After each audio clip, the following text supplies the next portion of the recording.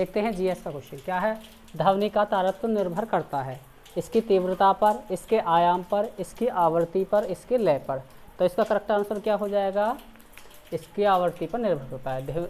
ध्वनि का तारतम्य किस पर निर्भर करता है, इसकी आवृत्ति पर। देखते हैं अगला क्वेश्चन, कौन सी धातु मुक्त अवस्था में पाई जाती है। सोडियम, सोना, कैल्शियम और आयरन। तुम लोग बताना क्या होगा इसका करेक्ट आंसर। इसका करेक्ट आंसर क्या हो जाएगा, सोना। देखते हैं अगला सवाल। अगला सवाल क्या है, कौन सा पदार्थ चमकदार दिखाई देता है।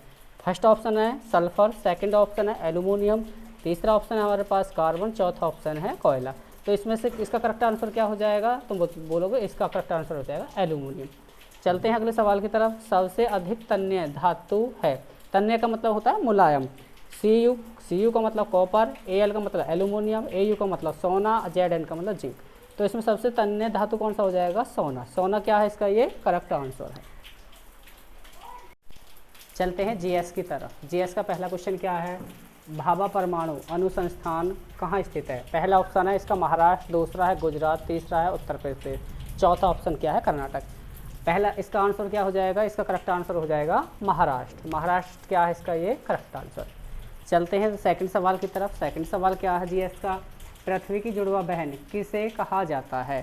पहला ऑप्शन है हमारे पास मंगल, दूसरा ऑप्शन हमारे पास शुक्र, तीसरा क्या है बुध और चौथा क्या है शनि। इसका करेक्ट आंसर क्या हो जाएगा, इसका करेक्ट आंसर हो जाएगा हमारे पास शुक्र। देखते हैं अगला सवाल। अगला सवाल क्या है, प्रेस की स्वतंत्रता भारतीय संविधान के किस अनुच्छेद में है। तो इस देखो पहला ऑप्शन हमारे पास अनुच्छेद 19, अनुच्छेद 21, अनुच्छेद 22, अनुच्छेद 18। तो इसका करेक्ट आंसर क्या है, इसका करेक्ट आंसर हो जाएगा अनुच्छेद 19।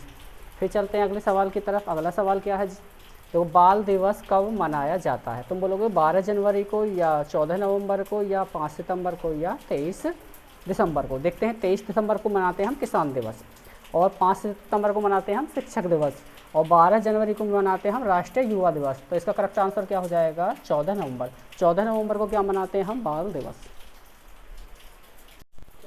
चलते हैं रीजनिंग के सवाल की तरफ। रीजनिंग का क्या सवाल है, असंगत संख्या का चयन करें। कितना है 676, तुम बोलोगे 256, 81 और 144। देखते हैं इसमें क्या है। देखो तुम बोलोगे 26 का वर्ग कितना होता है, तुम बोलोगे 676। ये कितने का होता है 16 का वर्ग, तुम बोलोगे 225। तुम बोलोगे 9 का वर्ग कितना होता है 81। 144 कितने का वर्ग है, तुम बोलोगे 12 का। सबसे पहले हम देखो तो सम संख्या का वर्ग है, ये भी सम संख्या का वर्ग है, ये भी सम संख्या का वर्ग है, ये क्या है एक विषम संख्या का वर्ग। अगला सवाल क्या है, असंगत का ही पहचान करना है इसमें भी।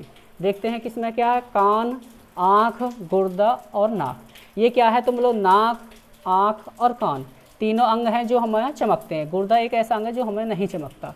अगला सवाल क्या है, अगला सवाल है हमें लुप्त पद ज्ञात करना है। यहाँ पे देखो 10, 5, 6 और 42। इसी प्रकार 17, 3, 14, 68, 8, 15 खाली स्थान और 92।